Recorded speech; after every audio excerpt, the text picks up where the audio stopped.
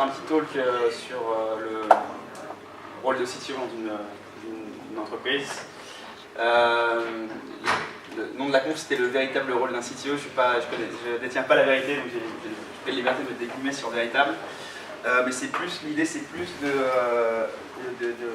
faire un retour d'expérience sur les boîtes dans lesquelles j'ai été CTO, dans lesquelles je suis encore CTO aujourd'hui, sur ce qu'on attendait de moi. Notamment chez Say, dans une boîte où on a été au début 15, puis 50, 100, 200, 300, ça allait assez vite. Donc les expectations notamment de mon CEO et de l'opérationnel a été assez variable. C'est aussi les choses que moi, je chercherais chez un CTO si jamais je devais en recruter un, je me fais une entreprise, ou si jamais je devais bosser dans l'équipe d'un mec ou d'une fille, CTO, c'est les skills que je chercherais. Je précise aussi qu'on n'a que 30 minutes, donc je ne peux pas trop rentrer dans les détails du sujet, je vais être assez macro, mais si je vais rester un petit peu derrière si vous voulez échanger, ce sera avec plaisir. J'étais un petit peu, avant de commencer, un petit peu de l'histoire sur moi actuelle. Je suis aujourd'hui CTO chez une société qui s'appelle Mobile Club. Mobile Club, en deux mots, on fait quoi? On fait de la location de smartphones sans engagement, avec une assurance casse et vol incluse, à des prix assez agressifs. Pour vous donner une idée, on loue aujourd'hui un iPhone 7, on loue un iPhone 7, assurance vol et casse incluse, sans aucun engagement, pour à peu près 20 € par mois, un peu moins de 20 € par mois, 19,90 €. Et d'ailleurs, on vient de lancer les précommandes de l'iPhone 10. Si vous êtes comme moi et que vous cassez votre téléphone toutes les semaines, c'est quelque chose qui est assez intéressant. Ce que je cherche et ce qu'on m'a demandé d'être ce qu'on m'a demandé d'avoir en fait en termes de skills en tant que CTO, c'est ce que j'ai listé ici. C'est un ensemble de différentes compétences. C'est aussi, j'en profite un petit peu pour briser, pour un peu détruire l'amalgame qu'il y a sur le fait qu'un CTO doit être le premier tech d'une équipe, d'une boîte qui se monte. C'est pas vrai. Moi j'ai eu pas mal d'entrepreneurs qui sont venus me voir en me disant: Olivier, j'ai un projet, est-ce que tu as des gens à m'introduire, je cherche un CTO, etc. Et je leur demandais: ok, mais qu'est-ce que tu cherches? Et les mecs me disent: bah écoute, je cherche à lever des fonds, j'ai un prototype et j'ai besoin de quelqu'un qui implémente un prototype. En fait, ce qu'ils cherchent, c'est pas un CTO, c'est plus un ingénieur. Et leur réponse souvent à ça, c'est oui, mais je veux m'associer, je cherche un associé. Je leur explique qu'ils sont capables de s'associer avec un ingénieur. En fait, il n'y a pas besoin d'un CTO. Un CTO, c'est pas seulement un tech, c'est un mec qui va être bon dans plusieurs domaines. Donc ils peuvent très bien s'associer avec un ingénieur ou un développeur qui va faire leur prototype et qui va commencer à avoir un petit peu de traction, et derrière, pourquoi pas, pour recruter un CTO et un petit peu commencer à structurer l'équipe. Mais ça ne sert à rien d'avoir un CTO trop tôt, en fait. Ce que je cherche chez un CTO, ce sont les différents skills. Il faut que ce soit quelqu'un qui soit tech, évidemment. Il faut que ce soit quelqu'un qui soit technophile, dont la tech fasse partie du quotidien, je ne vous apprends rien, qui aime résoudre des problèmes, ça c'est plus la partie ingénieur, mais il faut que ce soit aussi quelqu'un qui a un vrai regard, excusez-moi, un vrai regard sur le business. Il faut que ce soit quelqu'un, pour moi, qui utilise la tech pour résoudre une problématique business, qui utilise la tech pour résoudre des problèmes d'une entreprise qui l'aide à avancer. C'est pas quelqu'un qui va faire de la tech pour faire de la tech. On n'est pas là. C'est pour ça que les gens recrutent des CTO. Ça va être pour recruter une équipe, ça va être pour structurer, ça va être justement pour... et j'en parlerai encore plus vraiment du recrutement, parce que je pense que c'est une des choses les plus importantes pour moi. Mais c'est pas seulement un tech, c'est pas seulement un ingénieur. je parle vraiment du rôle, hein. Le CTO est ingénieur derrière, mais dans une boîte, dans une entreprise, on lui demande plus que ça. Je ferai un petit aparté rapidement sur la vision, la culture. Bon, ça ne fait pas trop partie des skills, mais je pense que vous rejoignez une entreprise qui a déjà une équipe technique, où vous construisiez quelque chose, c'est important de pouvoir s'imprégner d'une vision, d'une culture, de pouvoir la répondre un petit peu aux gens avec qui vous travaillez ou aux gens avec qui vous rencontrez, ça. Et en effet, le dernier point, c'est le management.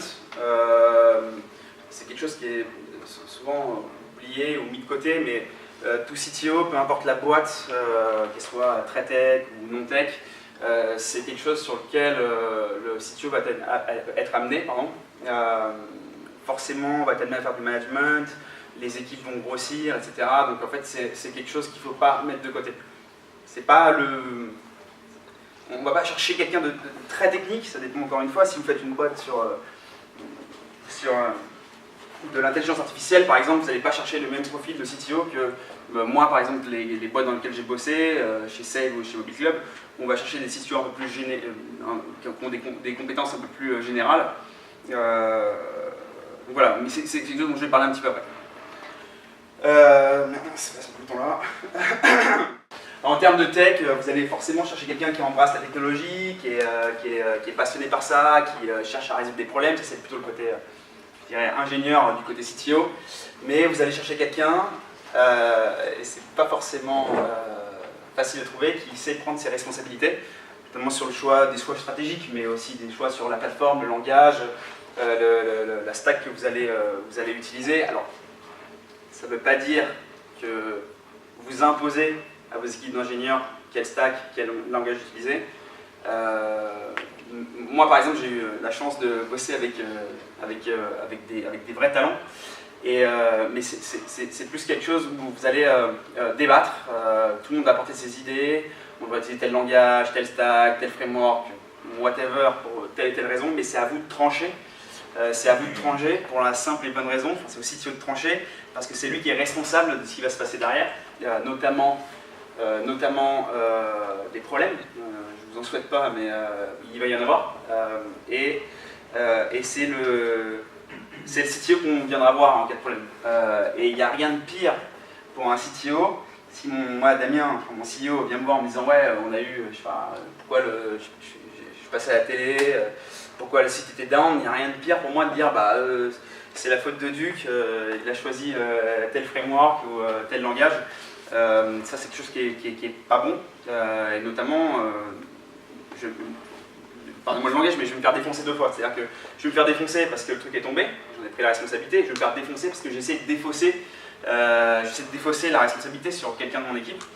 Et ça c'est quelque chose qui est pas bon. Donc il faut quelqu'un qui sache prendre des responsabilités. Évidemment, bon, ça paraît simple, mais c'est quelqu'un qui est capable d'expliquer des choses qui sont techniques, très techniques, à quelqu'un qui n'est pas du tout technique. Même moi aussi, ça peut m'arriver assez souvent. Quand on a, je sais pas, le truc, on a une plateforme qui tombe parce qu'on a un problème. Je sais pas, d'index de base de données, ça va être compliqué de l'expliquer à quelqu'un qui n'est pas technique, mais c'est nécessaire parce que si le CTO le fait mal, il y a un problème de communication, il y a un problème de compréhension. Derrière, notamment moi, je travaille dans des boîtes qui ne sont pas forcément tech, donc la partie opérationnelle, en fait, les gens ne vont pas vraiment comprendre pourquoi il y a un problème, qu'est-ce qu'on a fait pour le résoudre, et ça, on enchaîne sur c'est l'effet domino, on enchaîne sur une suite de problèmes qui font perdre du temps, de l'argent, enfin pas à vous, mais à l'entreprise pour laquelle vous bossez. C'est quelqu'un qui en effet aussi, et ça j'ai eu le problème plusieurs fois, c'est prendre un espèce d'énorme recul sur un nouveau framework, une nouvelle API, un nouveau service qui vient de sortir, qu'il faut absolument, selon vos ingénieurs, qu'on implémente. 50% du temps, c'est parce que c'est fun, c'est parce que mon ami me voit en me disant ouais, Olivier, faut qu'on réécrive tout en GraphQL ou faut qu'on réécrive telle partie en Go. Pourquoi? Alors, un truc à rappeler, c'est que vous êtes amoureux de la technologie, pouvez facilement tomber dans le panneau. Pourquoi? Qu'est-ce que ça va apporter? Et vous avez envie de le faire, mais en fait vous vous rendez compte que, par exemple, quand on vous l'explique, j'ai un ingénieur qui me dit oui, mais parce que on pourra gérer, j'ai fait des tests, des benchmarks, on peut gérer 1000 requêtes secondes sur telle plateforme, mais le truc, donc c'est cool, mais le truc, c'est qu'en fait, en période de pointe, on est à 50-100 requêtes secondes, parce qu'on a 300 employés qui utilisent notre système d'information et qu'il n'y a pas besoin d'aller plus loin. Donc vous pouvez créer de la frustration, mais c'est important de poser les compte sur ce qui va vraiment bénéficier à votre business. Donc vraiment prendre un recul quand on vous dit, quand vos teams viennent vous voir en vous disant ouais, il faut absolument qu'on intègre ça parce que c'est cool, et si c'est pas cool, enfin si c'est pas juste cool mais que ça a un vrai atout pour le business, c'est quelque chose qu'il faut peut-être envisager. J'ai lu un article en venant là dans le train de la boîte Itch, vous connaissez Itch, qui a expliqué comment ils ont réussi à scale leur team d'ingénieurs. Et ce que j'adore, je trouve que l'article est vachement bien écrit, ce que j'adore c'est que ils gardent le focus sur le business à chaque fois. En fait. Pourquoi ils ont fait ça, pourquoi ils ont créé telle équipe, pourquoi ils ont créé tel process, et ils gardent un focus sur le business. C'est un truc que je mettrai sur mon en fin de presse. Le CTO, pour moi, dans une boîte, doit se focus sur une seule chose, c'est délivrer. C'est quelqu'un qui sait prototyper des choses rapidement, qui sait faire prototyper des choses rapidement. C'est quelqu'un, moi j'apprends rien, qui utilise énormément d'open source quand c'est possible. Ne laissez pas un excellent ingénieur back-end vous dire ouais, toutes les libs de state machine sur l'open source sont pourries, donc je vais écrire la mienne parce qu'en fait ça crée de la dette. Forcément il y a des edge cases qu'il ne va pas voir, que d'autres gens sur l'open source qui ont un repo, qui ont 3000 stars, ont vu. Et donc en fait c'est vraiment ce que vous devez faire, c'est vous poussez un maximum d'open source et vous poussez un maximum de choses qu'on peut réutiliser, etc. au quotidien. Sur la partie business, moi ce qu'on me demande d'avoir, ce qu'on m'a demandé d'avoir, notamment chez Save et chez Mobile Club, c'est je vais aller chercher quelqu'un qui a une expérience d'entrepreneur, qui a un mindset d'entrepreneur. C'est pas forcément quelqu'un qui a créé son entreprise. Ça peut être quelqu'un qui lead des events. Ça peut être quelqu'un qui lead des projets open source, qui participe à des projets open source. C'est une expérience entrepreneuriale comme les autres. Mais il faut que ce soit quelqu'un qui a le focus de transformer des problèmes qui sont business en des solutions tech. Évidemment, c'est quelqu'un qui va au quotidien essayer de trouver des solutions pour améliorer le business au quotidien de l'entreprise pour laquelle il travaille. Et c'est quelqu'un, et ça c'est compliqué, qui pense que c'est le business qui drive la tech et pas l'inverse. Moi j'ai déjà eu des plaintes de gens qui ne comprenaient pas pourquoi on ne les laissait pas libres sur certaines choses pour drive le business. C'est pas la tech qui fait des solutions pour que le business l'utilise pour se développer, c'est le business qui se développe, qui émet des besoins et des problèmes auxquels la tech répond. Encore une fois, ça dépend vraiment de... Enfin, ça prend avec des pincettes, ça dépend vraiment du type d'entreprise dans laquelle vous bossez en tant que CTO. Si c'est en effet une boîte très tech, on va chercher des solutions très tech, on va peut-être laisser la tech driver le business, même si je ne suis pas sûr que ce soit vrai. Moi, dans ma situation, c'était plutôt des systèmes d'information où il y a énormément de corps de métier, et en fait, c'est eux qui émettent des solutions, des problèmes, et en fait, nous, on va transformer ces problèmes en solutions tech. Et j'ai mis un point sur la capacité à écrire des documentations techniques. Alors, je parle pas à ce moment-là, je ne parle pas d'écrire des issues GitHub ou d'écrire des spécifications. Je parle surtout d'écrire des documentations, par exemple, qui vont permettre à des boîtes d'obtenir des GEI, des CIR, donc les crédits impôt recherche. Moi, je sais que chez Save, j'ai passé plusieurs semaines à écrire un document qui m'a pris la tête, qui était une dérogation pour le fisc suédois, pour qu'on puisse être capable de déployer notre système d'information en Suède. Donc c'est quelque chose honnêtement, le process est très lourd, c'est redondant, mais à ce moment-là, je pensais qu'il n'y avait qu'une seule chose, je pensais qu'au business, c'est-à-dire que si on ne pouvait pas avoir cette agrégation pour déployer notre système d'information, en fait, c'est tout un pays qui tombait à l'eau. Donc il faut que la personne soit capable de mettre tout ce qui est tech et de côté, même si ça reste un document technique, c'est très lourd, c'est très chiant à écrire, mais il faut avoir cette espèce de focus business qui fait que si on n'arrive pas à écrire ce document, si ce document passe pas, tout tombe à l'eau en fait. Le recrutement, ok, on va parler du recrutement. Pour moi, le recrutement, c'est la chose la plus importante en tant que CTO. Vous devez chercher chez quelqu'un, chez un CTO, une aura, vraiment qu'il ait une aura pour attirer les meilleurs talents à bosser avec lui. C'est quelque chose qui n'est pas facile à faire, donc ça commence par créer des process de recrutement qui sont à la fois robustes, donc des tests techniques, etc., comme vous savez tous, mais qui sont engageants pour les candidats. Moi, par exemple, en ce moment, je fais passer des tests techniques pour une amie qui est CEO de Soften. D'ailleurs, s'il y a des techs dans la salle, il charge des techs. J'ai eu ce gars-là il y a 3 jours. Et donc je lui fais passer un test technique, et puis c'est assez fun, on apprend à découvrir la personne, on voit un petit peu comment il pense. Le but c'est pas forcément de voir tout ce qui est s'il code parfaitement, s'il connaît toutes les librairies, etc. Mais plus de lui donner un problème d'ordre général et voir comment il peut le résoudre.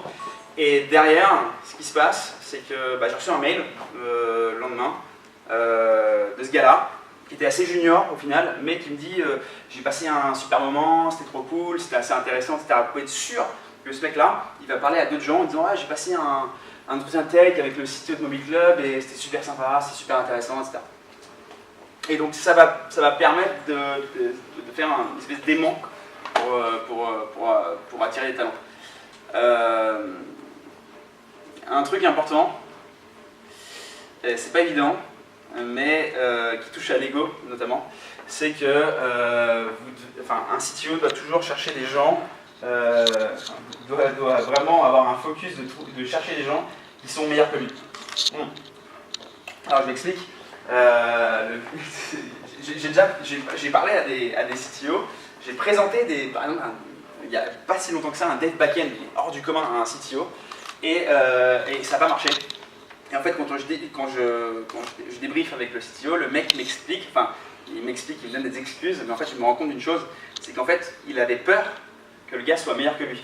Et c'est le boulot d'un CTO, vous n'allez jamais vous faire virer en tant que CTO parce que vous avez trouvé quelqu'un qui est très très bon. Je ne vois pas mon CEO me dire ouais mec, t'as recruté lui, il est trop fort, alors t'es viré, tu vois. C'est vrai. Par contre, l'inverse, c'est catastrophique. C'est-à-dire que si vous recrutez des gens qui sont moins bons que vous, qui sont moins bons que vous, ça va créer des problèmes parce que vous ne pourrez pas déléguer.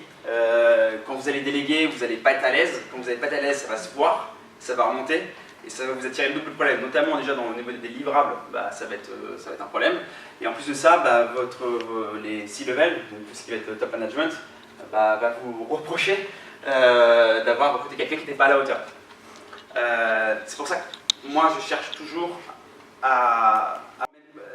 je parle surtout des niveaux seniors quand je recrute des gens, mais ça peut être des juniors aussi, ça peut être des juniors qu'on accompagne, mais je cherche toujours des gens qui m'impressionnent, des gens qui vont me faire remettre en question sur certains sujets, parce que c'est comme ça qu'on arrive à construire une équipe qui est juste incroyable. Chez Save, notamment, chez Mobile Club c'est assez jeune, on est deux ingénieurs, mais chez Save on a fini à 8 ou 10 ingénieurs, et on n'avait que des gens incroyables. Et en fait, c'est à force de suivre ces règles qu'on arrive à une équipe qui est juste hors du commun. Et pourtant, je le précise quand même, Save, avant, la boîte Save, qu'est-ce que ça fait on répare des téléphones. On répare des téléphones. Le but de la société, c'est d'avoir des corners dans tous les centres commerciaux un peu d'Europe et de réparer les téléphones en moins de 20 minutes avec la meilleure expérience possible. Donc c'est pas très tech. C'est pas très tech. Même si on a beaucoup de tech derrière, on crée des systèmes d'information, etc. c'est quand même compliqué, c'est plus compliqué d'attirer des talents que si on construit l'Algolia, le Google, le Facebook de demain. Mais c'est quelque chose que si un CTO vraiment se focus à essayer de trouver, finira normalement en parlant en bonne personne, dans des events, et surtout en mettant des process de recrutement qui sont engageants, qui vont faire une espèce de réseau sur l'écosystème, va réussir à recruter. Évidemment, avec recruter, il y a virer. Moi, ça me paraissait simple parce que je ne l'avais jamais fait, notamment chez Save, c'était ma première fois. Et en fait, on peut recruter des gens et on peut aussi, quand il faut virer des gens. C'est pour ça qu'il y a des périodes d'essai. C'est pas forcément bénéfique que pour une partie, mais généralement c'est bénéfique pour les deux parties. Donc, il faut quelqu'un qui soit responsable, qui prenne la responsabilité de virer les gens quand ça marche pas. Moi je sais que j'ai dû virer des gens parce que ça marchait pas, mais pour les deux, c'est-à-dire qu'ils se plaisaient pas chez nous et ils nous plaisaient pas. Donc forcément il y a des motivations, il faut de la merde et on finit par trouver un accord. Mais on peut aussi, je l'ai découvert par expérience, on peut aussi devoir licencier des gens qui sont ultra talentueux, notamment chez Save. C'est une boîte qu'on a connue des hauts très hauts et des bas très bas. On a dû licencier des gens, par exemple, pour un PSE, donc un plan de sécurisation de l'emploi, un licenciement économique, en gros, où on se met du coup à licencier des gens alors qu'ils sont excellents et qu'ils ont envie de rester, etc. Et c'est pas forcément quelque chose de simple. C'est quelque chose qui est même très très compliqué, notamment pour le moral. Donc, mais c'est la responsabilité du CTO de l'assumer, quitte à se faire haïr derrière. Généralement, on échange avec des gens qui sont assez intelligents pour comprendre la situation de la boîte, notamment si c'est pour sauvegarder de l'emploi.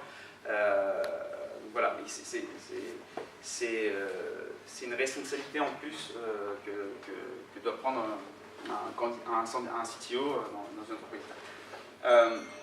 My two cents sur un truc, moi chez Save, j'ai recruté, j'ai fait des équipes bien particulières, j'ai fait des équipes front-end, j'ai fait des équipes back-end, j'ai fait des équipes mobiles. C'est pas forcément une bonne solution, je me suis rendu compte.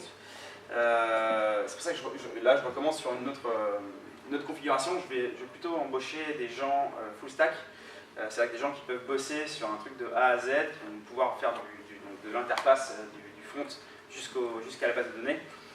Parce que ça me permet de leur donner l'ownership sur des fonctionnalités. Parce que ce qui s'est passé chez Save, c'est quand on avait des problèmes, c'était la faute du back-end, puis le back-end disait mais non, c'est le front-end, c'est le mobile, etc. Et en fait, on se retrouve dans un bois en fait, où c'est incompréhensible, et les gens ne sont pas responsables, ne prennent pas l'ownership des features dans lesquelles on leur demande de développer. Donc moi, c'est un truc que je cherche à faire aujourd'hui, c'est de recruter des gens qui sont vraiment full stack, qui vont pouvoir faire un truc de A à Z, leur donner l'ownership de la feature, même du produit dans certaines boîtes, et dans ce cas qu'ils puissent assumer la responsabilité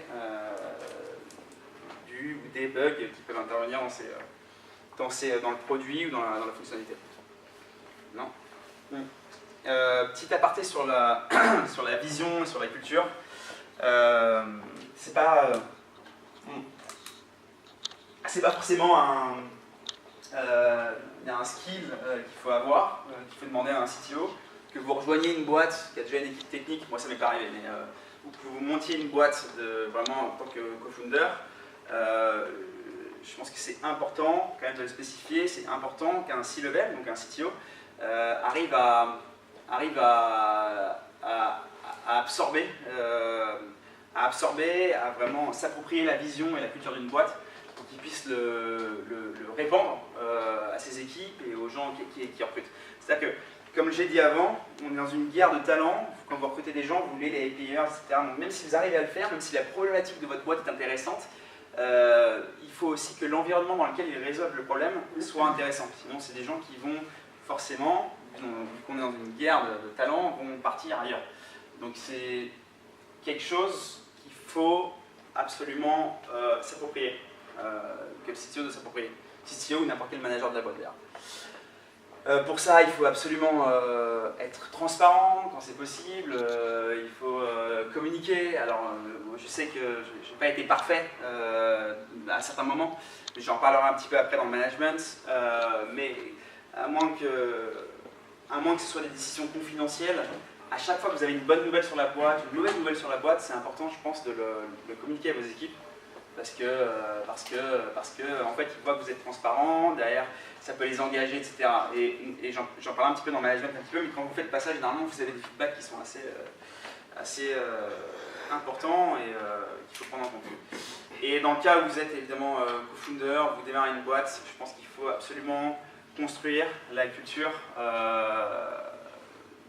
du premier jour. J'ai mis day 0, je vais mettre day 1, mais il faut absolument construire une culture le premier jour. Évidemment, tout CTO sera amené à faire du management un jour ou l'autre. Moi, ça a été le cas, ça a été très très vite. C'est-à-dire quand je suis arrivé dans une boîte où je faisais que du code, même si bon, j'avais été recruté par la boîte pour monter une équipe, etc. Donc le rôle était clair. Mais je faisais que du code et un an et demi plus tard, on était 15, et un an et demi plus tard, on était 250. Donc les expectations n'étaient pas les mêmes et je me suis rendu compte que je passais 10% de mon temps, même 0 au début à manager et 100% de mon temps à coder, et à la fin je passais 90% de mon temps à manager ou à faire d'autres choses, avoir des réunions strat, faire des levées de fonds, etc. Et plus de temps à coder. C'est quelque chose qu'un CTO doit s'attendre à faire. C'est une transition qui n'est pas forcément facile parce que vous avez une production de valeur qui est instantanée quand vous écrivez du code et que vous le déployez, la production de valeur instantanée, vers une production de valeur qui va être moyen, long-termiste. Et c'est pas forcément quelque chose de facile à accepter, facile à prendre en compte, mais il faut quelqu'un qui prenne la responsabilité de comprendre ça.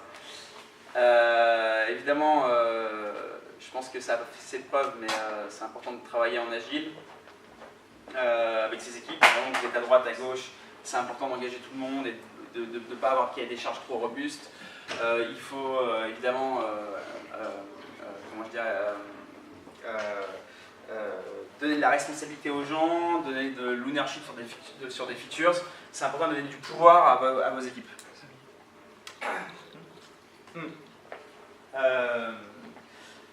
Quand c'est possible, peut-être pas au début, mais plus l'équipe va grandir, c'est important de faire d'avoir des sessions avec chaque membre de son équipe, notamment parce que plus on est dans une équipe, moi je l'ai vu, plus il y a personne dans une équipe, plus en fait on est dans un bureau, on travaille et il peut y avoir des frustrations, notamment quand on manque de transparence ou de communication. Il peut y avoir des gens qui sont frustrés et c'est important en fait de prendre le temps de faire d'avoir des sessions d'échange. C'est pas une session de boss à employé, mais c'est plutôt une session parce qu'en fait vous êtes un CTO est responsable du mal-être de ses employés.